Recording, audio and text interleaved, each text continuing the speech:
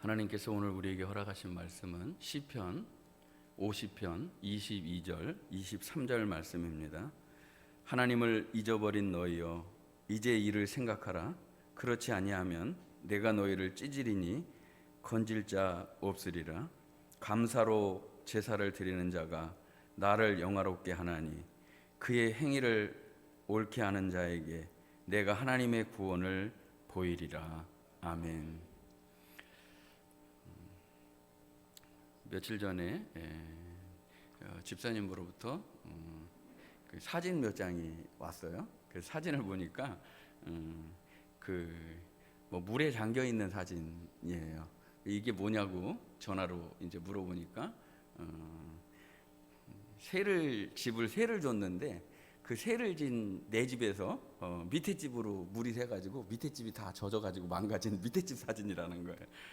그러니까 그러면서 이제 깜짝 놀랬겠죠. 남한테 피해를 주는 게 되게 어려운 거잖아요. 내 집 잠긴 거는 어디 갔든지 내 밑에 집에 피해를 주니까. 그래서 돈을 그거를 고치려고 그러면 인테리어를 해준 한 집이기 때문에 한 3천만 원 정도 들어간다는 거예요. 하루 아침에 이제 3천만 원 깨지게 생긴 거잖아요.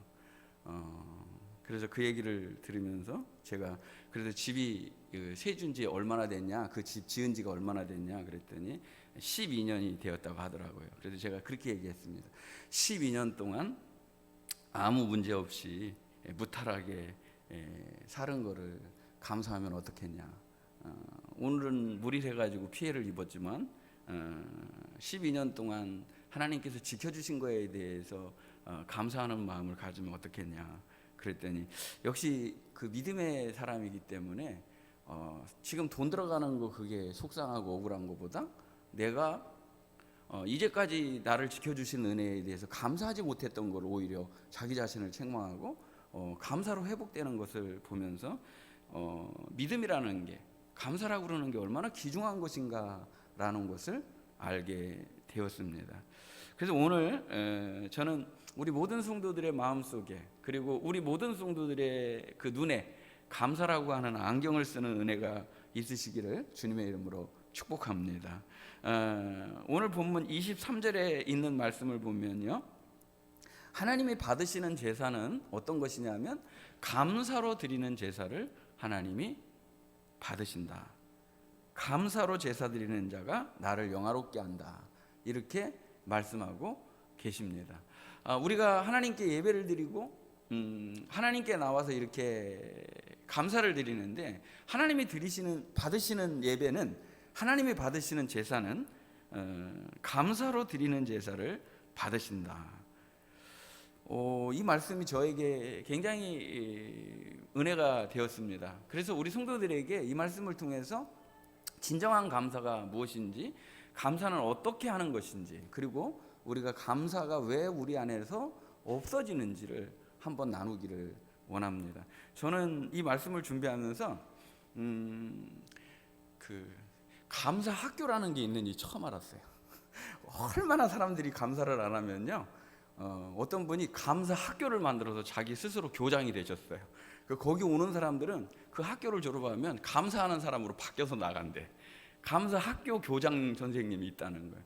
그리고 책도 보고 자료도 이렇게 쭉 찾아보니까 감사의 기술이라는 책도 있는 거를 처음 알았어요.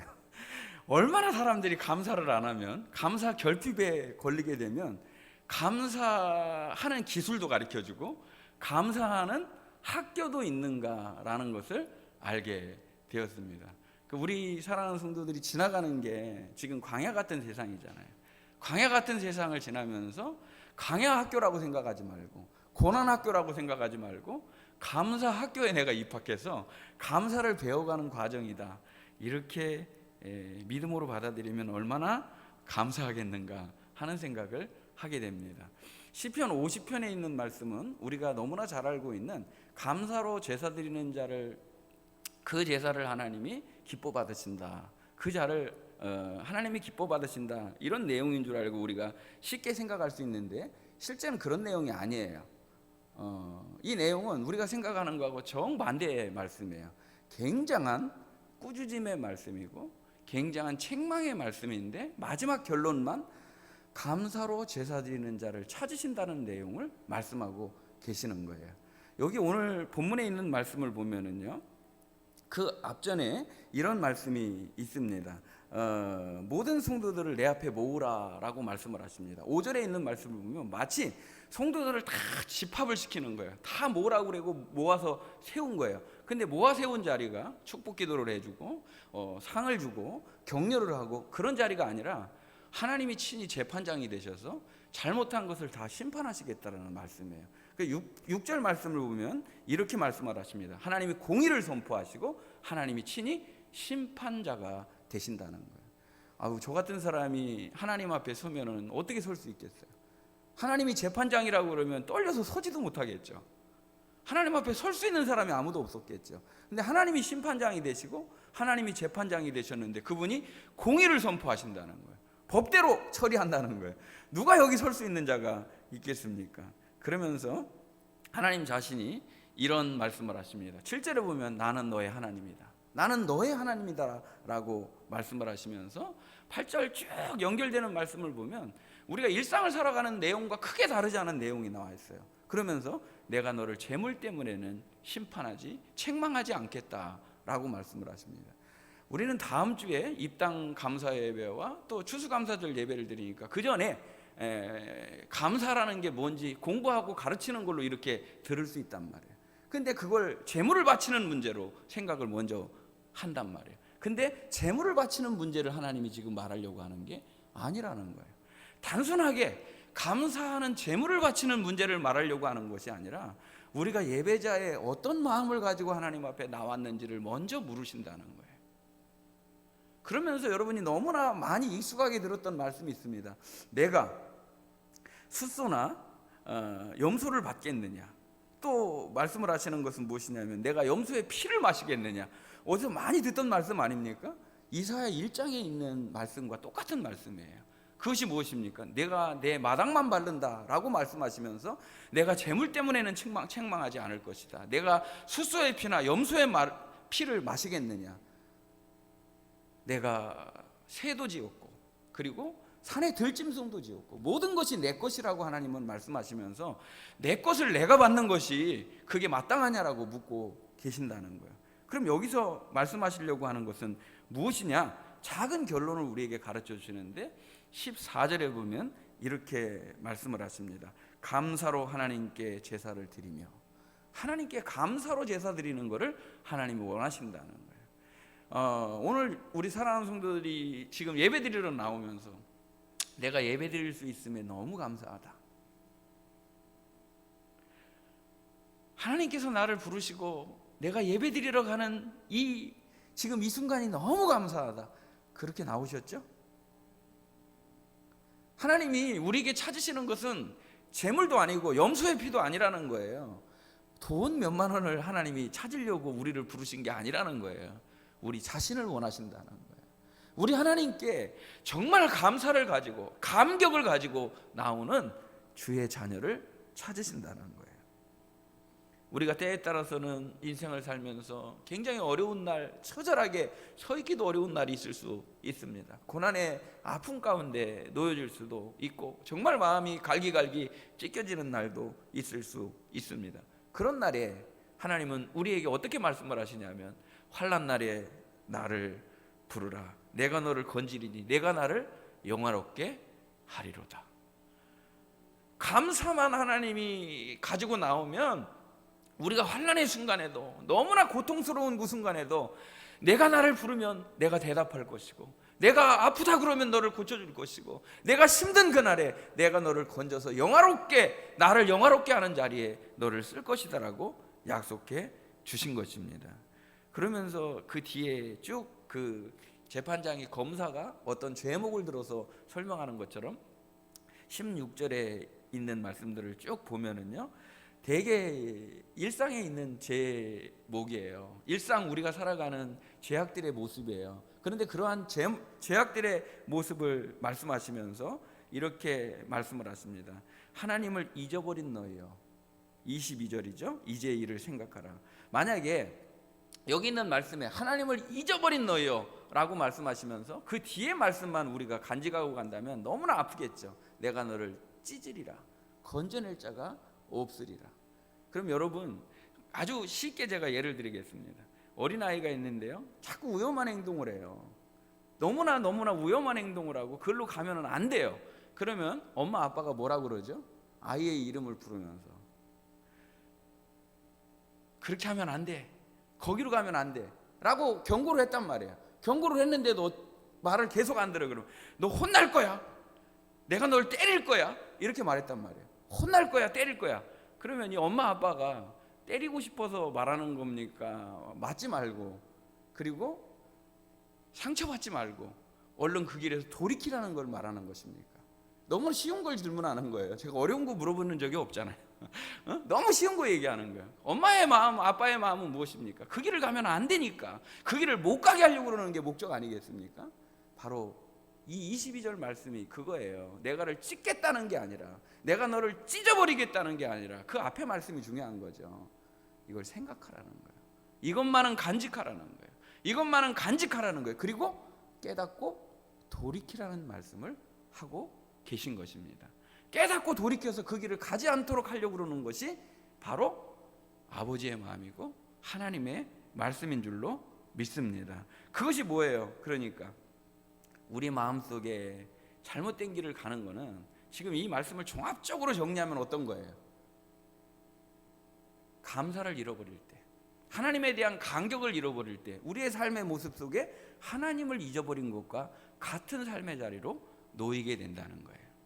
다시 더 쉽게 말씀드리면, 예배는 드렸어요. 우리가 제사 드리는 이곳에 있어요. 예배 드리는 이 곳에 있어요. 근데 하나님과 이 예배를 연결해주는 하나의 끈이 있다는 거예요. 그것은 하나님에 대한 간격 어린 감사가 있는 사람은 이 끈이 연결된다는 거예요. 근데 이 감사라고 하는 끈이 없어지면 그것이 공로가 누구에게로 돌아가요? 내가 잘해서 내가 복 받은 걸로 생각을 하는 거죠. 그리고 하나님의 자리를 내가 대신해서 교만의 자리에 앉게 되고, 판단을 내가 하게 되죠. 하나님의 판단이 들어오고 하나님의 뜻으로 우리가 살아가야 되는데, 내 판단과 내 뜻으로 살아가는 오류를 범하게 되니까 하나님을 잊어버린 너희가 된다는 거예요. 그럴 때 우리에게 회복해야 될 마음이 어떤 거라고요? 감사하는 마음을 회복해야 되는 줄로 믿습니다. 그러면 우리가 회복해야 될 감사드리는 거, 그게 뭘까 하는 거를 아주 쉬운 이야기로, 여러분이 너무 잘 아는 말씀으로 한번 은혜 나누기를 원합니다.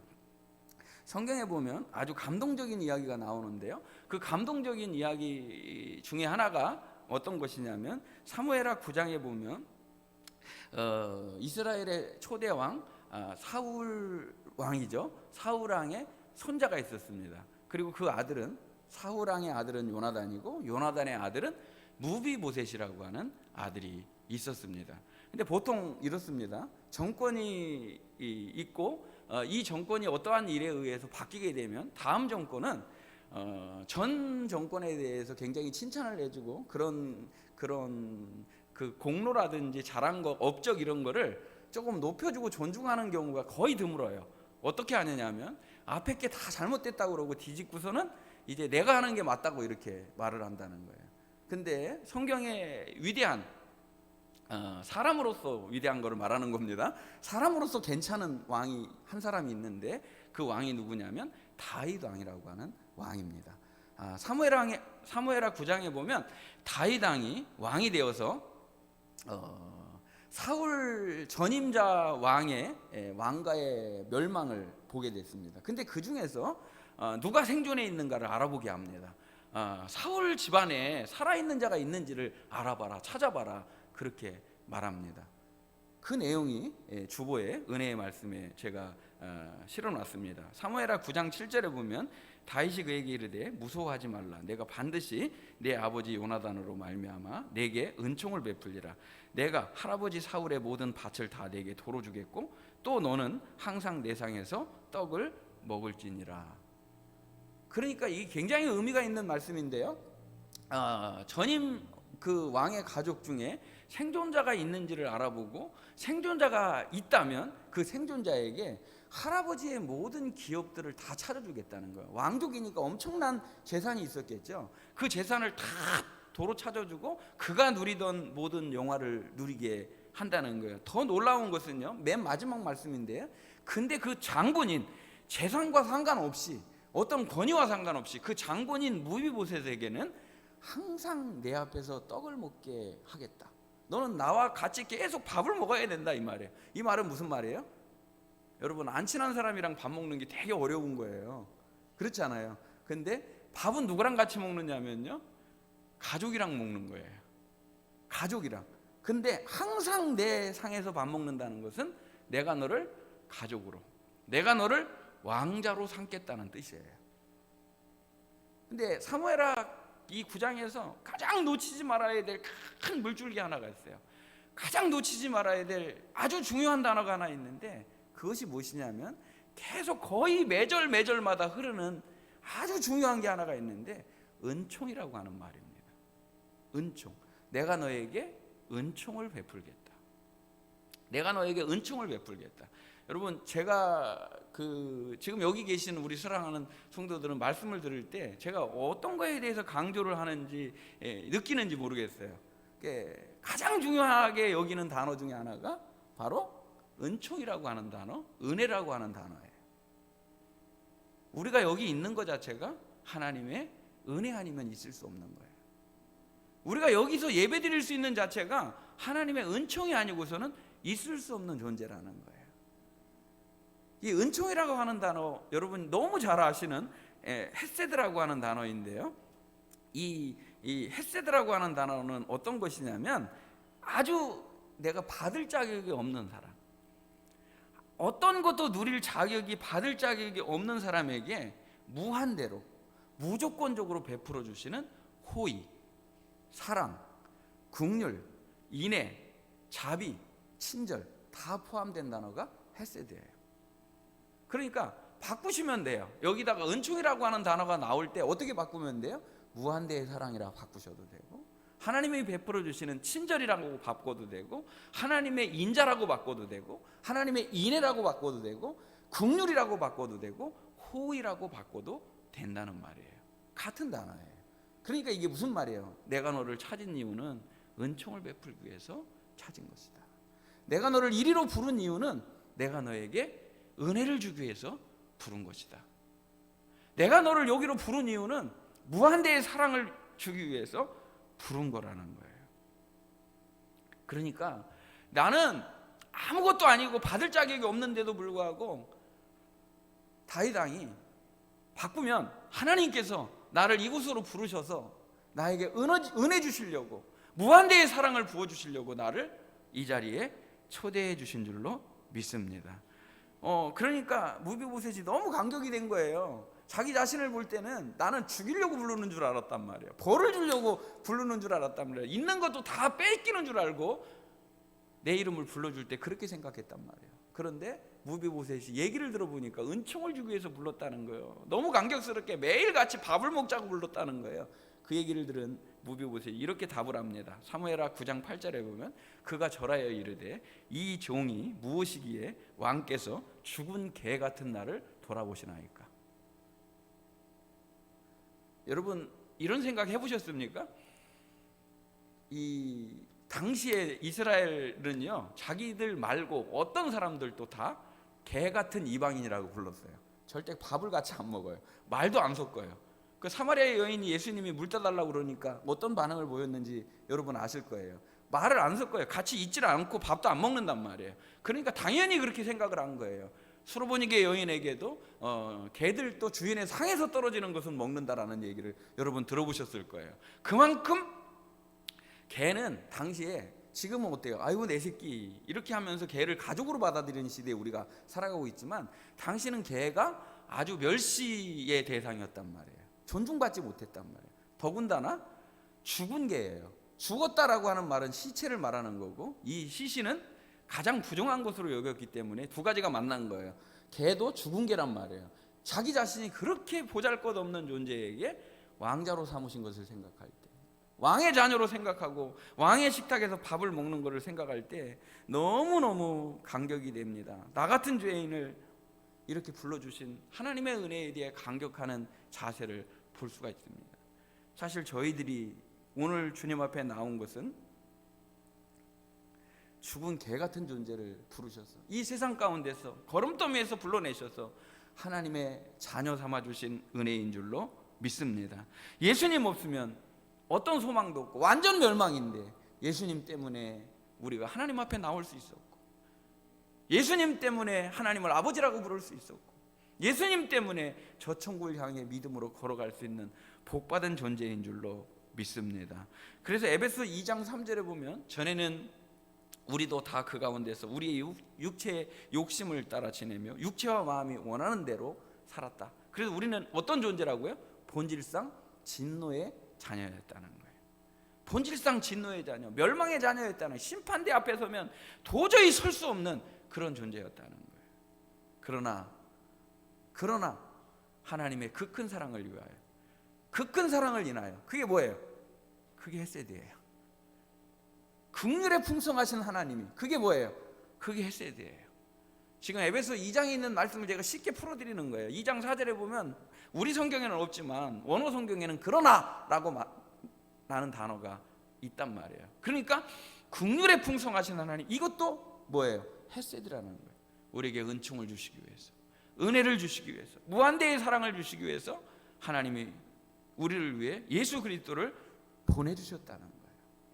그 예수로 말미암아 우리가 하나님의 자녀되는 복을 받았기 때문에 우리는 매일같이 이렇게 고백을 해야 된다는 거예요. 너희가 그 은혜로 인하여 믿음으로 말미암아 구원을 얻었나니 이것이 너희에게서 난 것이 아니요 하나님의 선물이라.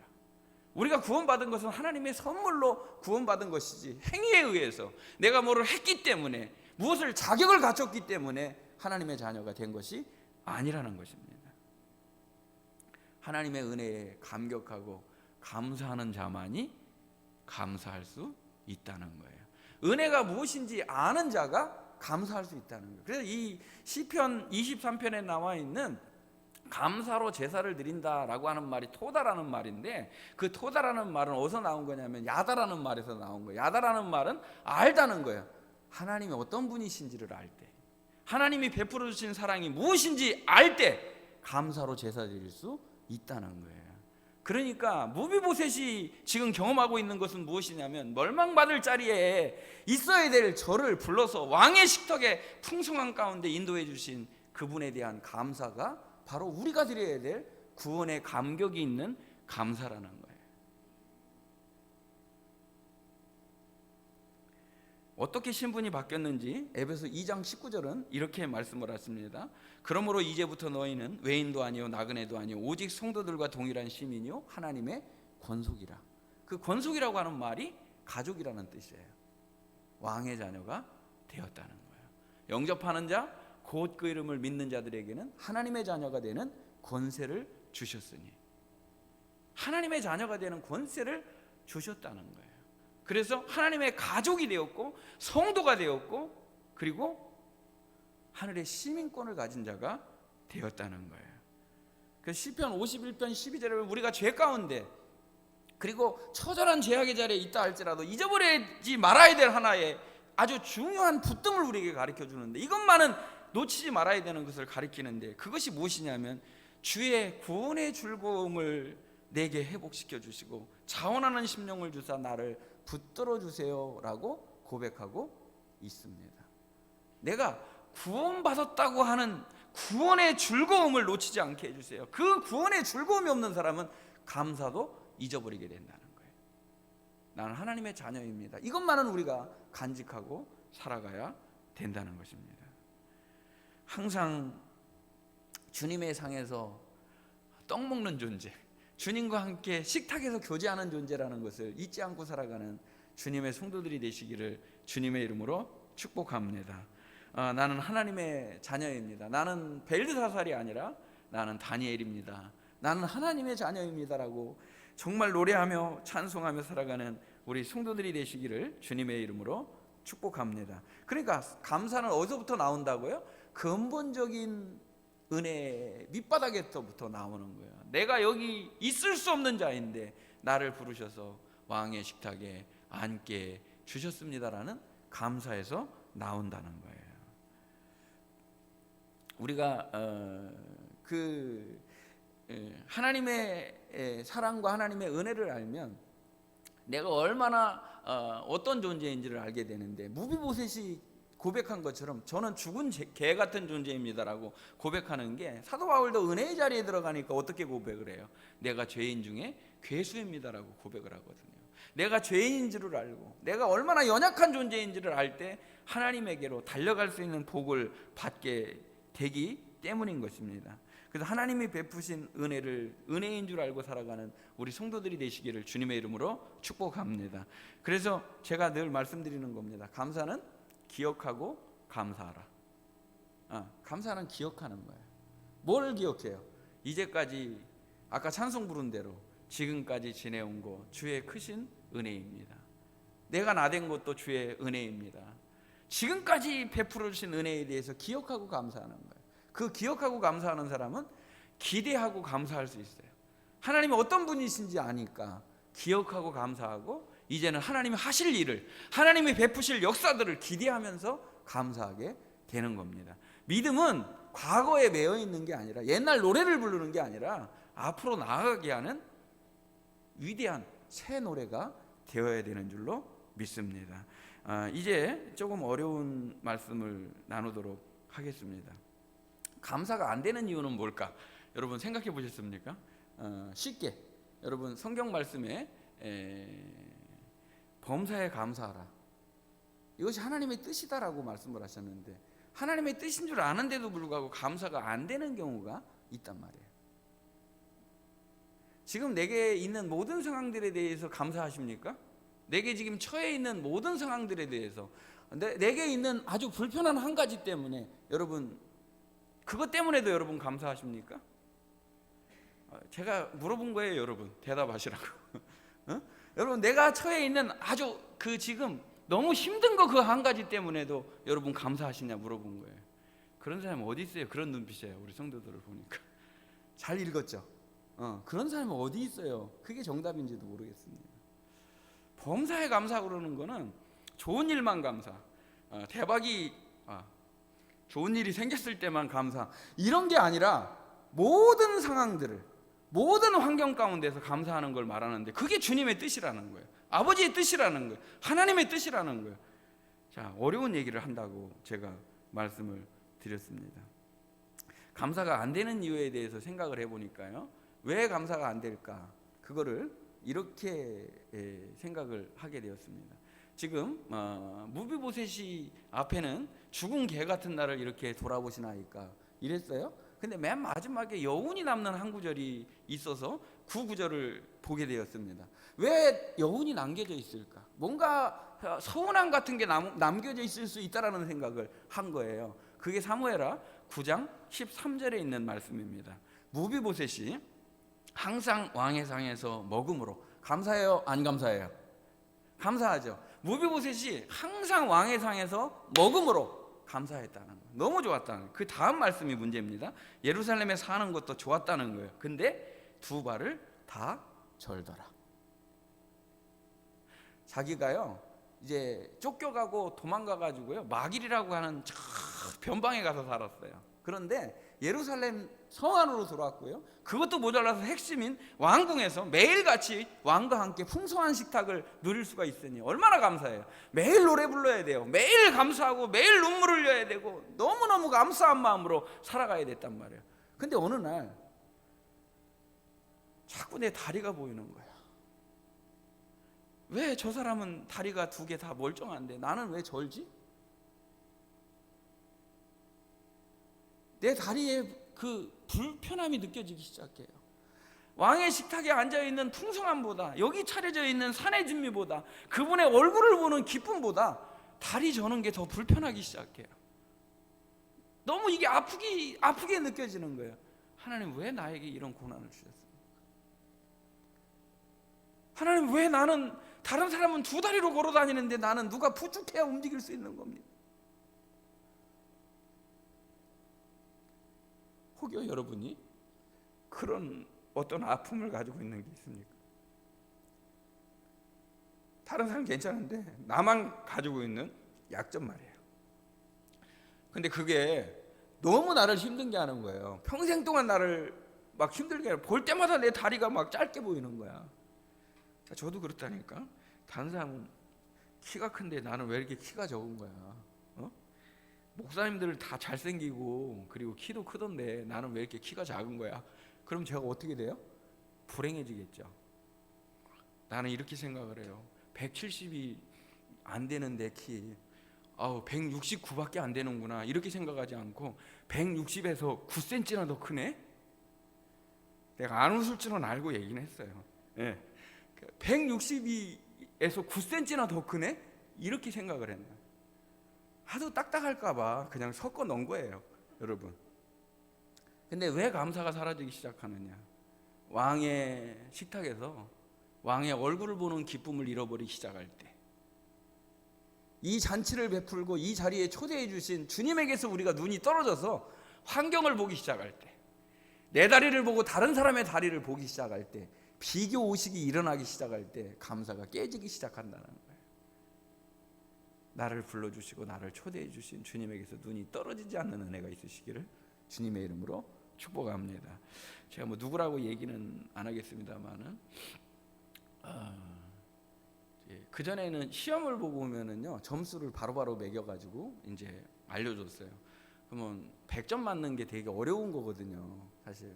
근데 100점 맞는 게 되게 어려운 건데 애가 이제 100점을 맞아갖고 온 거예요. 그러면 너무 좋아가지고 엄마 나 100점 맞았어. 입구에서부터 얘기를 한단 말이에요. 여러분 매일 그렇게 사셨죠? 자녀들이 100점 맞았어 이렇게 오는 자녀들 이렇게 기르면서 하셨잖아요. 근데 우리는 그런 일이 기적 같은 일이기 때문에 별로 안 이루어져요. 그런 일이 별로 없었어요. 근데 100점 맞았어 이렇게 얘기를 하잖아요.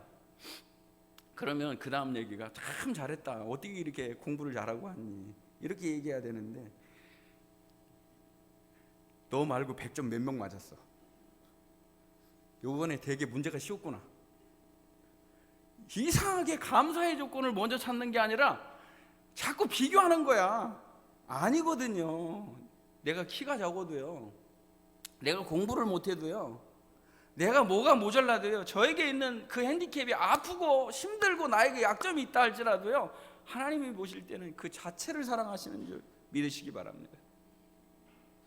나 자체를 그냥 사랑하는 거예요. 여러분이 보실 때는 판단이 되고요, 왜 저렇게 모자래, 이렇게 부족해요, 이렇게 못생겼어, 이렇게 판단할지 몰라도요, 하나님은요 기쁨을 이기지 못할 정도로 날 좋아하셔요. 여러분 자체를 보실 때 이 세상 어느 것보다 더 존귀하게 지은 분이라는 거예요. 인정이 안 되시는 것 같은데 제가 요즘에 우리 성도들에게 선물로 주려고 그 하나님의 이름에 대해서 매주 교재를 한 권씩 쓰고 있어요. 이제 주일날 오후 시간이 될지 아니면 개인적으로 그 제자 훈련을 통해서 그 은혜가 공급이 될지 모르겠지만 하나님의 이름에 대해서 써요. 근데 지난주에 제가 엘로힘의 하나님에 대해서 쓰게 됐어요. 근데 엘로힘의 하나님은 어떤 것이냐면 하나님의 주권을 인정할 때, 하나님의 주권을 인정할 때, 하나님의 형상대로 지음을 받은 나라고 하는 것을 인정할 때, 나의 부족한 부분이 때에 따라서 뭐가 하나가 결여되어 있는 삶이라 할지라도, 때에 따라서 내가 다른 사람보다 힘이 짧다 할지라도 그것마저도 하나님의 작품인 줄 알고 받아들일 수 있는 마음이에요. 왜 그러냐면 하나님은 실수가 없으셔요. 하나님은 지극히 높으신 하나님이시고 그의 길은 완전해요. 그의 인도하심은 실수가 없으셔요. 그의 일하심은 한계가 없으셔요. 언제나 동일하시고 영원하신 분이셔요. 그렇기 때문에 그분은 우리의 창조주 하나님이시고 그리고 전능하신 하나님이신 줄로 믿습니다. 하나님의 주권을 인정할 때 내가 가지고 있는 약점마저도, 내가 가지고 있는 아픔마저도 그것을 통해서 일하실 하나님을 기대할 때 진정한 감사의 자리로 나아가게 될 줄로 믿습니다. 나는 하나님이 지으신 하나님의 작품이라는 것을 알 때 우리는 이렇게 고백하죠. 로마서 11장 36절 말씀 다 같이 한번 읽어보도록 하겠습니다. 은혜의 말씀 밑에서 세 번째 줄입니다. 이는 만물이 주에게서 나오고 주로 말미암고 주에게로 돌아감이라. 그에게 영광이 세세에 있을지어다. 아멘. 아멘. 여러분, 이 말씀을 우리가 지식적으로 아는 거하고 내 삶으로 고백하는 거하고는 다른 거예요. 모든 것이 주에게서 나왔다. 그럼 내 불편함도 주님이 주신 줄 믿을 때, 그 주권을 인정할 때 하나님은 뭔가 하실 말씀이 있으시구나. 하나님은 그것을 통해서 하나님의 역사를 일으키시려고 하시는구나. 그 약점이 강함의 자리로 바뀌게 된다는 거예요. 그 아픔이 은혜의 자리로 바뀌게 된다는 거예요. 그런 은혜가 우리 성도들에게 있으시기를 주님의 이름으로 축복합니다. 인간 창조의 목적은 무엇이에요? 하나님의 영광을 위하여 지으셨다는 거예요. 하나님을 영화롭게 하는 삶이고, 하나님을 영화롭게 하는 것은 그의 뜻대로 주님이 나를 기쁨 삼으셨듯이 나도 주님의 기쁨 되기를 원하는 거예요. 내가 주님을 기뻐하면서 사는 거예요. 그럴 때 우리는 주님을 기쁘시게 해드리는 삶을 살 수 있다는 거예요. 아버지가 나를 소유 삼으셨기 때문에 나도 주님을 소유 삼고 살아가는 것이고, 주님이 나를 먼저 사랑하셨기 때문에 나도 주님을 사랑할 수 있는 은혜를 받은 자인 줄로 믿습니다. 그래서 제가 시편 115편 1절을 읽고 너무 감사를 드렸어요. 여기 기록하지 못해서 제가 읽어드릴게요. 시편 115편 1절에 보면 이런 말씀이 있습니다. 여호와여, 영광을 우리에게 돌리지 마옵소서. 우리에게 돌리지 마옵소서. 오직 주는 인자하시고 진실하심으로 주의 이름에만 영광을 돌리소서. 주의 이름에만 영광을 돌리소서. 제가 요즘에 고민하는 것 중에 하나인데요, 하나님 말씀을 전하고 나는 광야에 외치는 소리와 같이 없어졌으면 좋겠다. 나는 안 보이고 하나님만 드러났으면 좋겠다. 우리 성도들이 은혜를 받을 때, 목사님 은혜 많이 받았어요, 설교가 너무 좋아요, 이런 얘기가 아니라 하나님 앞에 제가 서 있는 그런 감격을 누리는 거. 제가 하나님 앞에 서 있는 그런 느낌입니다. 이것이 우리에게 그 있는 무비보셋이 가졌던 초점이 나를 식탁에 초대해 주신 그 주님에게서 눈이 안 떨어지고, 그리고 그 주님과 풍성한 교제를 나누는 것, 내 다리가 짧은 것, 다른 사람의 다리를 보는 것이 아니라 주님에게 눈을 맞출 수 있는 은혜가 우리 성도들에게 있으시기를 주님의 이름으로 축복합니다.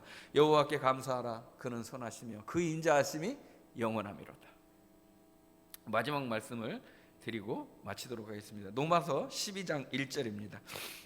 그러므로 형제들아, 내가 하나님의 모든 자비하심으로 너희를 권하노니 너희 몸을 하나님이 기뻐하시는 거룩한 산 제물로 드리라. 이는 너희가 드릴 영적 예배니라. 아멘. 그러니까 감사로 제사를 드리는 것, 하나님께 영광 돌리는 삶을 이어주는 끈이 뭐라는 거예요? 그게 바로 우리의 일상이라고 하는 건데, 일상에 감사가 없으면 제사, 예배를 드렸는데 우리의 삶은 단절되고 만다는 거예요. 하나님을 잊어버리고 하나님과 연결된 삶을 살아가지 못한다는 거예요. 우리 사랑하는 성도들이 감사를 잊어버리고 살지는 않는지, 오늘 아침에부터 지금 11시까지 내가 진짜 하나님께 감사하는 마음을 몇 번이나 가지셨는지, 그럼 몇 번의 개념이 아니라 내가 숨쉬는 모든 순간이 너무 감사하다, 내가 여기 있는 이 순간이 너무 감사하다, 하나님의 자녀로 살아가는 것이 너무나 감사하고, 내게 주어져 있는 모든 환경과 여건, 그 모든 것마저도, 나의 아픔마저도 하나님의 주권인 줄을 알고 감사할 수 있는 은혜. 그 자리에서 날마다 예배가 삶이 되고, 삶이 예배가 되고, 삶이 감사가 되고, 감사가 삶이 되는 은혜가 우리 성도들에게 있으시기를 주님의 이름으로 축복합니다. 하나님 감사합니다. 오늘 또 귀한 아침에 저희들을 하나님의 자녀로, 왕의 자녀로 불러주시고 풍성한 왕의 식탁에서 교제하는 복을 베풀어 주셔서 감사합니다. 하나님께 모든 시선과 관심과 중심을 초점에 맞추고 만왕의 왕이 되시며 만주의 주가 되시는 우리 하나님께 눈이 떨어지지 않는 은혜가 있게 하여 주시옵소서. 아버지, 은혜가 있는 사람만이, 은혜가 무엇인 줄 아는 자만이 감사할 수 있는 것이고, 그리고 그분에게서 눈이 떨어지지 않을 때 그분의 주권이 무엇인지를 알 것이고, 내 다리라 다른 사람의 다리를 환경을 보지 아니하고 비교하지 아니하고 감사할 수 있는 줄로 믿습니다. 우리 모든 성도들이 근본적인 감사와 우리 삶의 모든 영역 가운데서 감사가 삶이 되고 삶이 감사가 되고 예배가 삶이 되고 예배가 감사가 되는 귀한 은혜의 자리에 있게 하여 주시옵소서. 오늘 또 은혜 주신 하나님께 감사드리며 예수님의 이름으로 기도하옵나이다. 아멘.